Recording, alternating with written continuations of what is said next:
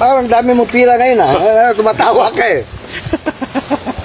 Pag tumatawa, daming pira. Siyempre, walang problema yan. Pag nakatawa. O ito, tubig pala. Tatawirin yung tubig ha. Ito, tubig. Halimbawa, ikaw. O sige, marami akong pira. Sabi mo, maraming pira eh. Ano yung gagawin mo sa pira? Di, pasyal-pasyal ka. No, masyal. O, masyal. Dahil marami ka ng pira eh. Halimbawa, namasyal ako sa Gaisano. Sa sobra ko lang ikot-ikot doon, inuhaw ako ng tubig. Saan ako inom ng tubig? Maraming sagot yan. O, maraming sagot ha.